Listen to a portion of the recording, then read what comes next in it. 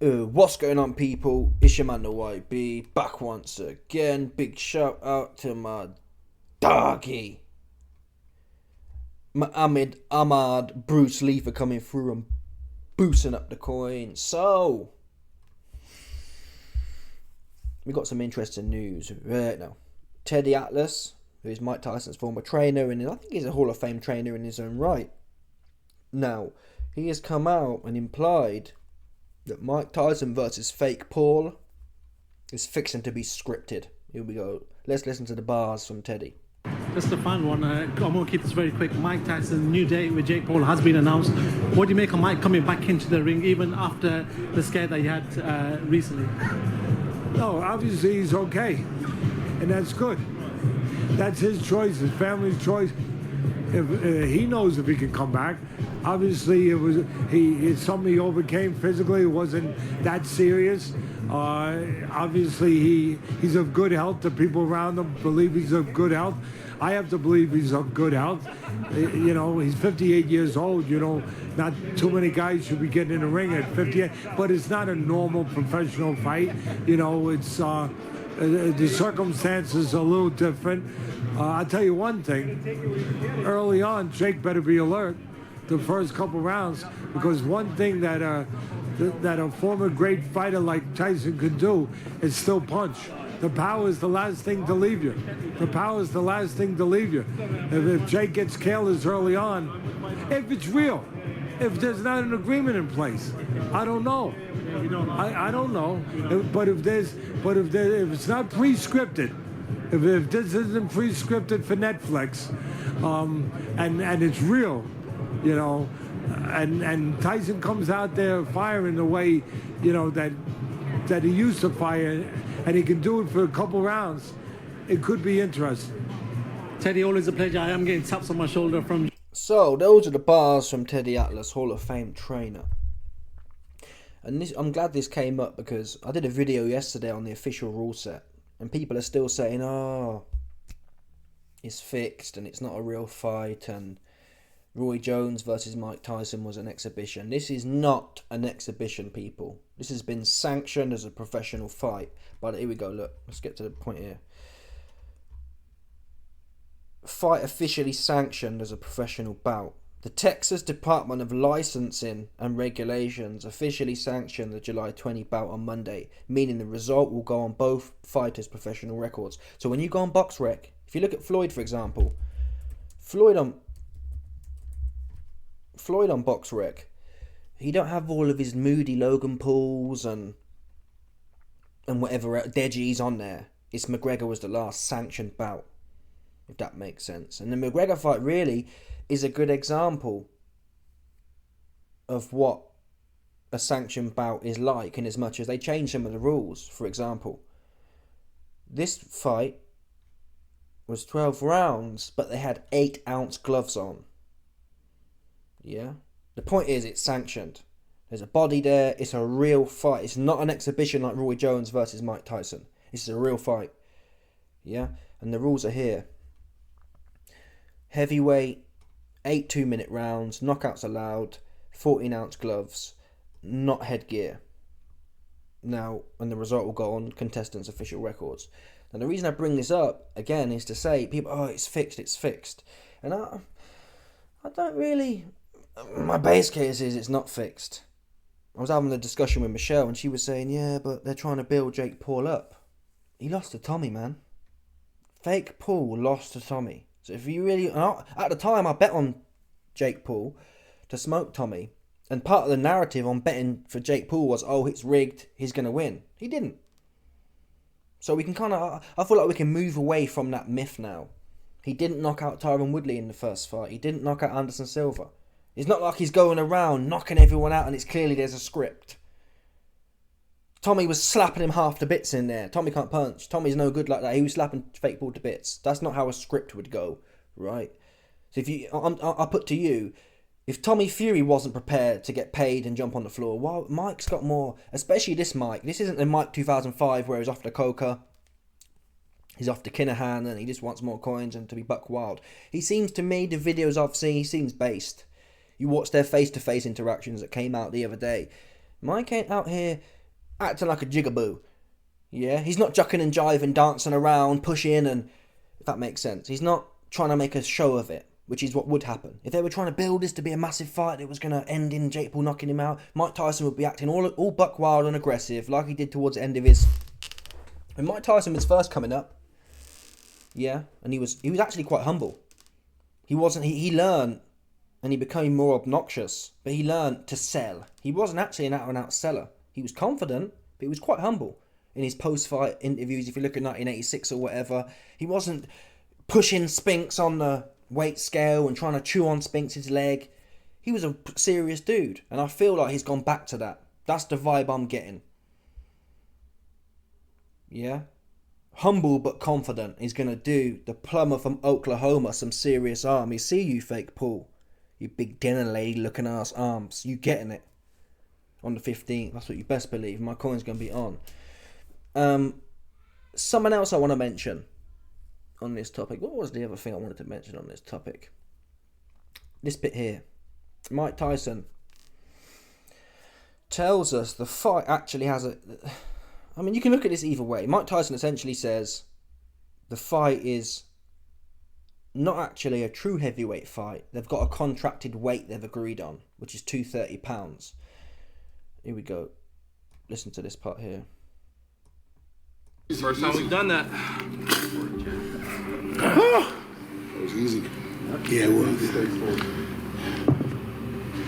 Play on the floor like you do. Relax. What are you doing, man? I'm just ready. I stay ready, man. Play on the floor like you relax. Concierge service. Huh? A full concierge service. Yeah, look, ready. Hey, what are you doing? You hear what I said, brother? What's that? I have some friends, they're pretty wealthy. They said, Mike, don't fight. I'll give you money. Are you fucking crazy? Only 12. That's all we want. To the middle. One. That wasn't the clip I wanted to show you, but in fact, we'll talk on that now since we're here. This part was quite poignant.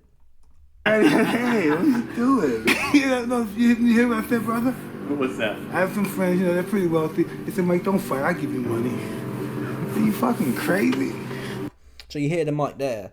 He's saying, I got some friends that are pretty wealthy, and they've said to me, I'll give you money, don't fight. He said, and his expression on his face. Are you fucking crazy? He actually wants this, man. You don't, people, if you know you're jumping on the floor, you don't, them bars ain't going to come out of you, right? If I've been paid to jump on the floor, you're not going to be sitting there saying, oh, I've got some rich friends and they've told me not to fight and pay me instead. You don't say that. You know, you keep it to yourself, them kind of bars there. He want to fight. Now, that doesn't mean he's not 60 years old and he might be slow and whatever else. But it's worth noting that. I'm trying to find a bit where he talks about being... At least we've gone on this. So just... I think maybe it's down here. Let's get 12 reps. Mike's just different. I've worked with some very exceptional athletes throughout, and they're all... We'll do one more set. Let's get 12 reps. It's the heaviest we've gone on this. So just focus on perfect form for 12 reps. 233 today, contact for 230. Here we go. Reps.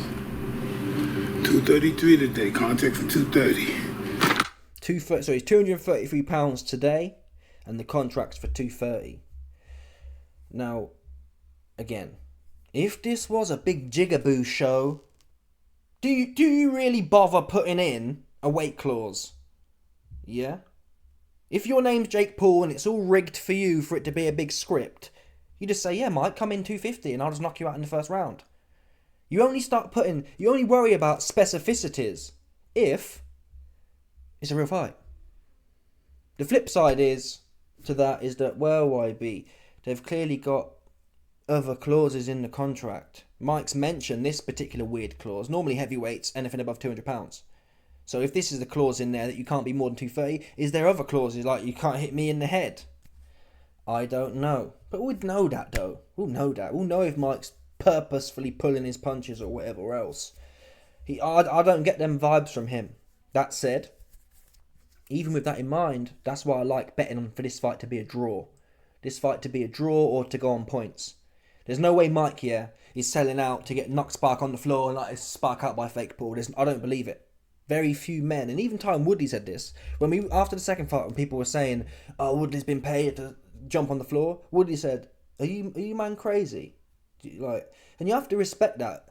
us as fans, yeah, we can sit here all rabid, yeah, man, it's rigged, and crack jokes. But when you actually think about it, Woodley's fought his whole career.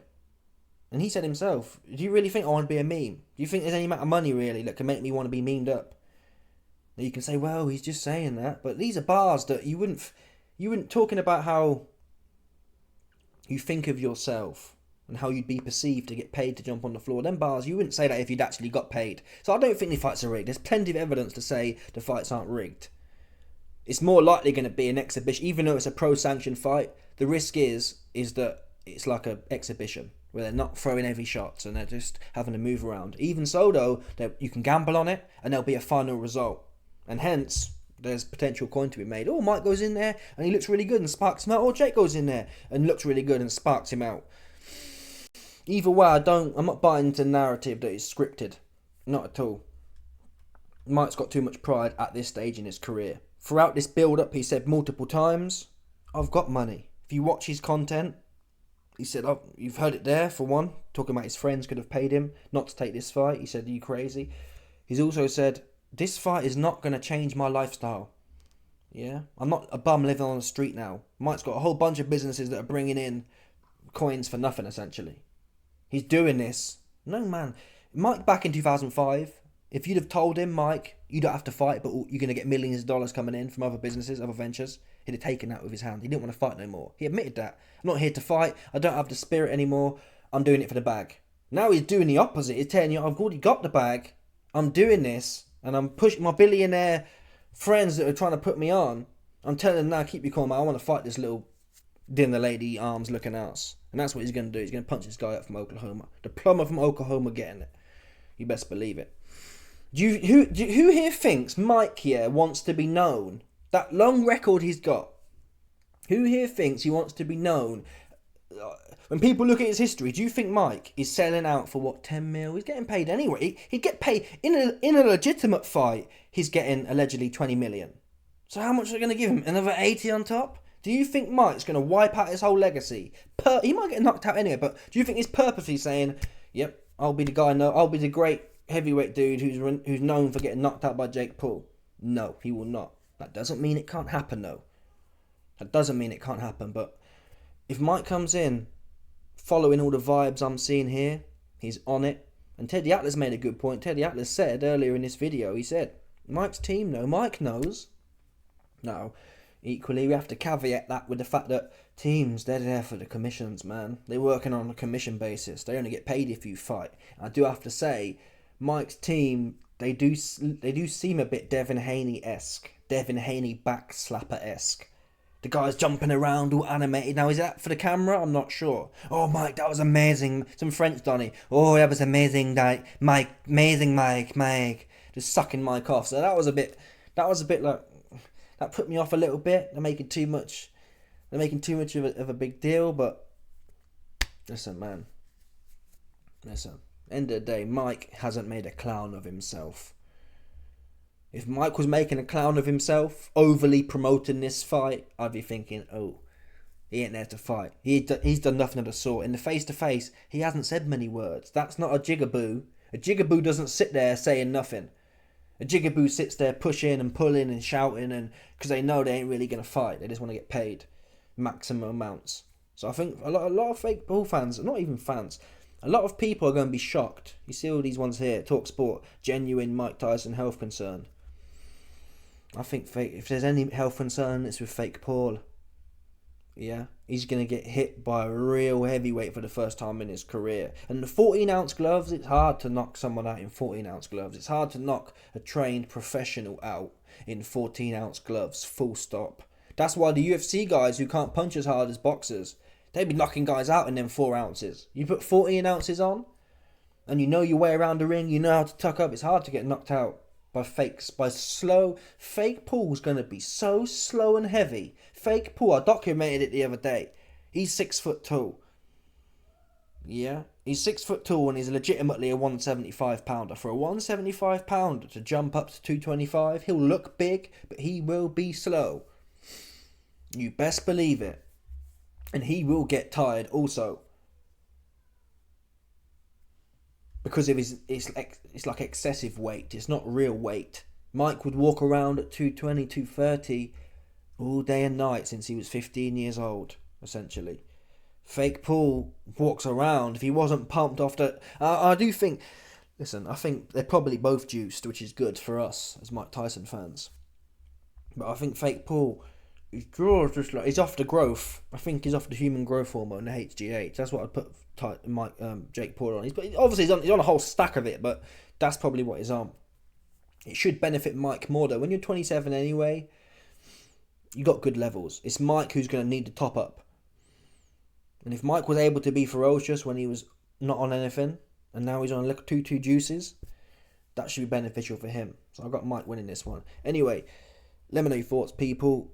Smash the like button, subscribe, let off the bell, 100%. There's no doubt about this one, people. Stop it.